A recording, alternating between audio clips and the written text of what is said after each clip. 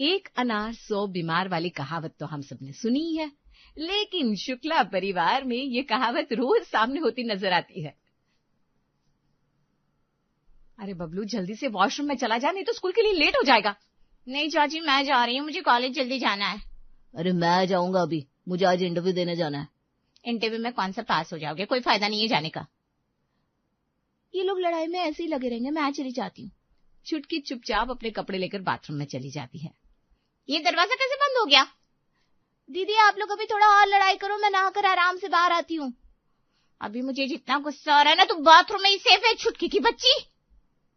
Mummy school का time हो रहा है। अब मैं क्या करूं, मैंने बोला था ना, अब जा आज बिना नहाए।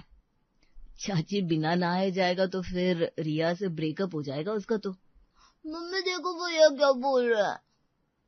क्या तुम लोग सुबह सुबह घर को कोर्ट रूम बना देते हो? दूसरों के घरों में देखो कितनी शांति होती है। दूसरों के घरों में शांति इसलिए होती है क्योंकि उनके यहाँ हमारे जितने लोग नहीं होते। पूरे मोहल्ले में उतने लोग नहीं है जितने हमारे घर में है। हाँ तो क्या हुआ, जॉइंट फैमिली में रहने का अपना एक मजा है, ये छोटी छोटी फैमिली वाले क्या जाने। पापा दादाजी ने इस घर के हिस्से क्यों नहीं किए? क्योंकि वो चाहते थे कि हम सब हमेशा इसी तरह आपस में प्यार से रहे। प्यार? यहाँ तो कुरुक्षेत्र बना रहता है हमेशा। चलो सब लोग नाश्ते के लिए आ जाओ। सभी लोग नाश्ते के टेबल पर बैठते हैं और यहाँ भी बहस शुरू हो जाती है। मम्मी देखो आकाश भैया ने मेरी सैंडविच ले ली। अरे तो खा लेने दे भैया को, ताई जी फिर बना देंगी। नहीं नहीं निशा, अब तुम बना दो, मैं तो थक गई हूँ। आकाश उसका सैंडविच वापस कर। दो ना भैया। हाँ ले खा, खा खा के मोटा हो जा, फिर रिया किसी और से दोस्ती कर लेगी। अरे क्यों डरा रहे हो मेरे बच्चे को? आकाश बबलू की टांग खींचता रहता है और उसे परेशान करता है।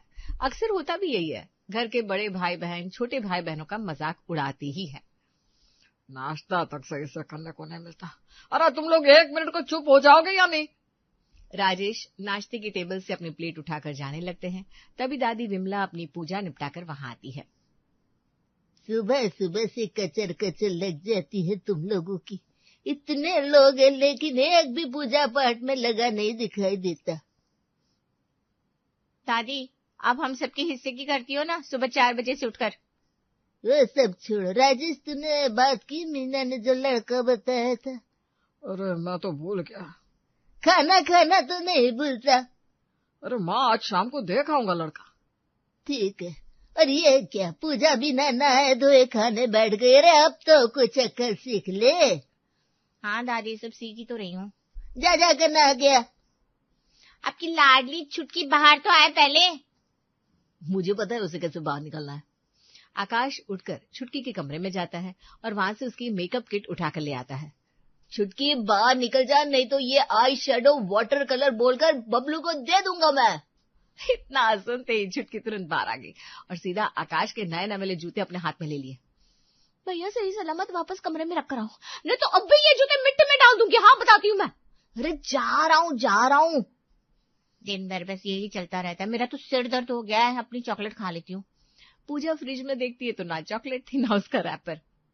पापा मुझे नया फ्रिज ला दो, मेरी चॉकलेट रोज रोज चोरी हो जाती है। हाँ दिला देंगे ना, शादी में फ्रिज दिला देंगे, टीवी दिला देंगे। मुझे बात ही मत करना कोई। पूजा गुस्से में अपने कमरे में आ जाती है और बबलू चॉकलेट खाकर स्कूल निकल जाता है।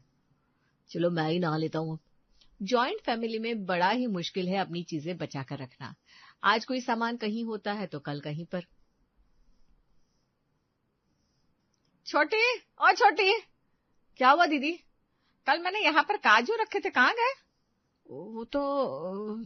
वो मैंने खा लिए दीदी। मेरे मायके से आए थे, तूने क्यों खा लिए? अरे तो क्या हुआ? लो आप मेरे मायके की मूंगफली खाओ। अनीता चुप रह जाती है और दीवार पर लगी अपने ससुर जी की तस्वीर को देखकर मन ही मन कहती है, काश घर अलग कर देते तो मछली मंडी जैसा तो ना लगता। बहू के आ रही हूँ माँ जी। पूजा अपने कमरे में बैठी हुई थी, तभी उसकी सहेली का फोन आता है। हाँ बोल निकिता। सुन, मैंने तुझे पिछले महीने अपनी लाल टॉप दी थी, अभी तक वापस नहीं की तू यार। अरे वो टॉप वो तो यही है, रुक शाम को लेकर आती हूँ। हाँ ठीक है। पूजा उठकर अपनी अलमारी चेक करती है पर बहुत ढूंढने पर भी उसे लाल टॉप नहीं मिलती। ए छुटकी, मेरी टॉप कहाँ है? कौन सी टॉप दीदी? मेरी आंखों में देख फिर बात कर।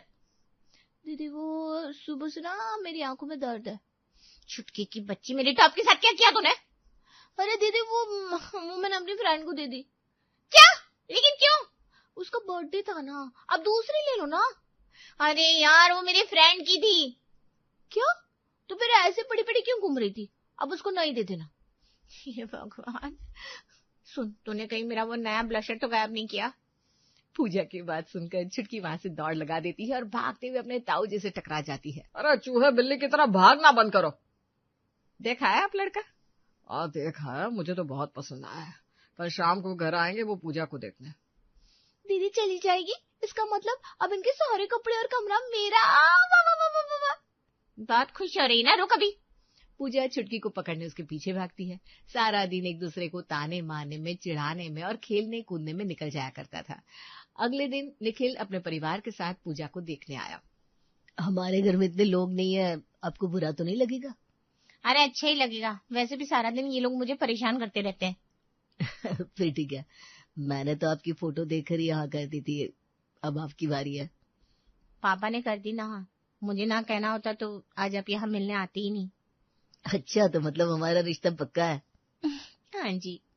कुछ ही दिनों में धूमधाम से पूजा की शादी हो जाती है और विदाई के वक्त भी उसके भाई बहन उसकी टांग खींचना नहीं छोड़ते। दीदी चाबी कहाँ रखी है आपकी अलमारी की? वो क्या है ना, मुझे अपने कपड़े शिफ्ट करने हैं। हाँ, और अब तेरा वो कॉलेज बैग मैं ही ले लूंगा। दीदी मैं आपका आई शेडो ले लूं? मुझे घर से बाहर निकाल कर कितने खुश हो रहे हो ना तुम सब। आना मत कभी मेरे ससुराल, अपने घर में शांति और सुकून से रहूंगी मैं। अरे परेशान मत करो उसे, चलो जाने दो।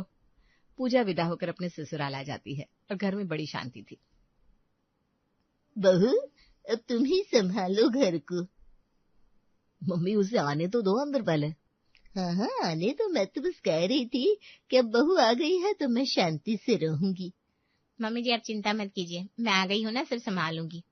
पूजा अपने ससुराल में जल्दी ही रच बस गई थी, लेकिन कुछ तो था जो उसे अच्छा नहीं लग रहा था। क्या हुआ, खाना क्यों नहीं खा रही हो तुम? कुछ नहीं, मन नहीं हो रहा, मैं सोने जा रही हूँ। ठीक है, तो आराम से बाद में खा लेना। पूजा अपने कमरे में आ जाती है और करवट बदलने लगती है। उसका मन नहीं लग रहा था। अरे यार कितना खाली घर है। ये ऑफिस पहुंच जाते हैं, मम्मी जी पूजा पाठ में लगी रहती है, मैं तो दिन भर अकेले अकेले पागल हो जाती हूँ। क्या हुआ, दीवारों से क्यों बातें कर रही हो? कुछ नहीं। ठीक है, तो मैं ऑफिस जा रहा हूँ। निखिल ऑफिस चला जाता है और पूजा मन ही मन कुछ सोचने लगती है। मम्मी जी तो कुछ लड़ाई झगड़ा भी नहीं करती, कितने दिन हो गए किसी को उल्टा जवाब नहीं दिया, ना किसी को कुछ बोला। आइडिया। पूजा के दिमाग की बत्ती जल जाती है और वो आकर बाहर बैठ जाती है। बहू मैं बाहर जा रही हूँ, दरवाजा बंद कर ले। मेरे हाथों में दर्द है, खुद करके जाइए। क्या हुआ बहू, ठीक तो है ना? मालिश कर दूं अब तुम्हें? नहीं, अब मुझे किसी की जरूरत पड़े ऐसे दिन नहीं आए मेरे। ठीक है, तो तुम आराम कर लो। सुमित्रा बाहर चली गई और पूजा देखती रह गई। हैं? बिना लड़े चली गई? कोई बात नहीं मम्मी जी, आपसे लड़ाई तो करके रहूंगी, मेरे पास और भी उपाय है। पूजा किचन में सामान यहाँ वहां रख देती है और हॉल में कचरा भी फैला देती है। अब तो मम्मी जी आकर मुझे डांटेंगी और लड़ाई होगी, मैंने तो अपने डायलॉग भी याद कर लिए है। थोड़ी देर में सुमित्रा वापस आती है और हॉल में कचरा देखकर झाड़ू लगाने लगती है। मम्मी जी आप झाड़ू क्यों लगा रही हो? क्योंकि बहू गंदा अच्छा नहीं लग रहा था। तो मुझे तो ऐसे ही अच्छा लगता है। नहीं नहीं बहू, ऐसा घर नहीं रखना चाहिए। मम्मी जी झाड़ू रख दीजिए, मैं लगाऊंगी, आपको हक नहीं है। अच्छा ठीक है, ये ले। हाँ? नहीं लगा रही मुझे झाड़ू, मैं जा रही हूँ कमरे में। मैं चाय बनाने जा रही हूँ, तू पिएगी? आपके हाथ से चाय पीने से अच्छा है कि मैं चाय पीना ही छोड़ दूं। पता नहीं बहू को क्या हो गया है, ऐसी बातें क्यों कर रही है। पूजा अपने कमरे में आ जाती है और यहाँ से वहां टहलने लगती है। मम्मी जी के लिए कुछ और सोचना पड़ेगा, तभी कलेश होगा। मम्मी जी मैंने भी सीरियल देखे, एक सास को कैसे भड़काना है सब आता है मुझे। शाम के वक्त पूजा तेज आवाज में गाने बजाने लगती है और बैठकर आराम से सुनती है। बहू निखिल आता ही होगा, अभी तक खाना नहीं बनाया? मम्मी जी मैं कोई नौकरानी नहीं हूँ इस घर की, आप देखो आपका बेटा है, मैंने तो खा लिया पिज्जा। अच्छा कोई बात नहीं, मैं बना देती हूँ, लेकिन पिज्जा से क्या पेट भरा होगा तुम्हारा? तुम्हारे लिए भी रोटी बना कर रख दूं? कोई जरूरत नहीं है, मेरा पति है निखिल, आप उसे अपने पल्लू से बांध कर मत रखिए, मैं बना लूंगी खाना। पूजा किचन में आ जाती है और बर्तन खटकते हुए काम करती है। किसी की नजर लग गई है मेरी बहू को, शायद तबीयत खराब होगी इसलिए ऐसा कर रही है। ये मम्मी जी तो बड़ी टेढ़ी खीर है, लड़ाई करना ही नहीं चाहती। लेकिन मेरे पास अभी भी ब्रह्मास्त्र है, आने दो निखिल को। शाम को निखिल ऑफिस से घर वापस आता है और पूजा को चुपचाप बैठा देखकर कहता है, क्या हुआ पूजा, सब ठीक है ना? निखिल, हमारी शादी हुई है नई नई, हमें बाहर घूमने जाना चाहिए। हाँ, जाना तो चाहिए। तो फिर मम्मी जी का मुंह क्यों बन रहा है? क्या? लेकिन मम्मी जी ने तो खुद ही हमारे लिए टिकट बुक की है अभी मूवी की। क्या? और नहीं तो क्या, उनका फोन आया था तुम्हारा मूड ठीक नहीं है इसलिए सरप्राइज है। अरे यार, मुझे नहीं जाना कहीं मूवी देखने। क्यों नहीं जाना? अब तुम मम्मी की बात नहीं मानोगी? नहीं मानूंगी, ये सास ऐसी ही होती है, एक बार मानो ना तो फिर सारी बातें माननी पड़ती है। क्या बोल रही हो पूजा, ऐसा थोड़ी ना होता है। मम्मी को बुला कर लाता हूँ अभी। नहीं, रहने दो। तो फिर क्या बात है, तुम्हारा दिमाग खराब क्यों है? यहाँ अच्छा नहीं लग रहा है क्या? अच्छा ही तो नहीं लग रहा, यहाँ कोई है ही नहीं। मम्मी जी इतनी सॉर्टेड है कि कभी लड़ाई होती ही नहीं। अच्छा, तो तुम अकेले अकेले बोर हो रही हो? हाँ वही तो। कोई बात नहीं, मुझे बस थोड़ा सा टाइम दो, फिर ये प्रॉब्लम भी खत्म हो जाएगी। क्या करने वाले हो? बस रुको, कल सुबह देखना। पूजा सस्पेंस में रहती है कि आखिर निखिल क्या करने वाला है और जानने के लिए उसे सुबह तक का इंतजार करना पड़ेगा। अगली सुबह घर में हलचल होती है और पूजा की नींद खुल जाती है। निखिल जी, ये सब? पूजा, ये है भैया भाभी, यानी तुम्हारी जेठानी जी, ननद जी, चाची, चाचा, ताऊ जी, ताई जी और उनके बच्चे। अब से ये सब हमारे साथ ही रहेंगे। अरे वाह। हाँ, तुम कह रही थी ना घर में कोई नहीं है, अब तो ठीक है ना? हाँ हाँ ठीक है। पूजा बड़ी खुश होती है। शुरू के 1-2 दिन तो बड़ा मजा आता है उसे, मजाक मस्ती और खेलने कूदने में। लेकिन फिर देवरानी जी। जी दीदी। ये जरा चीकू को तैयार करके स्कूल भेज दीजिए और आज खाना आप ही बना लेना, मेरी तबीयत कुछ ठीक नहीं लग रही। ठीक है दीदी, आप आराम कीजिए, मैं सब कर दूंगी। पूजा चीकू को स्कूल भेजकर किचन में जाती है, तभी उसकी ननद प्रिया कहती है, भाभी आपका ये सूट अच्छा लग रहा है, मैं रख रही हूँ। बहू, चाचू जी को नाश्ता दिया। जा रही हूँ मम्मी जी। सारा दिन पूजा का लोगों के काम करते करते ही निकल जाता है। ये लोग होटल में रुकने आए क्या? साथ में एक काम नहीं करवाते?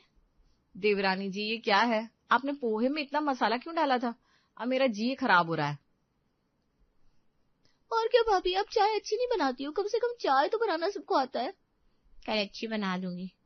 अरे अभी भी नहीं का मन है मेरा, अभी जाइए आप। ठीक है, अभी जाती हूँ। पूजा किचन में आ जाती है और देर रात तक अपने कमरे में आती है। कहाँ रह गई थी तुम? अरे काम ही कहाँ खत्म होते हैं, मेरी तो कमर टूट गई। अरे यार, अब जॉइंट फैमिली है, इतना तो देखना ही पड़ता है।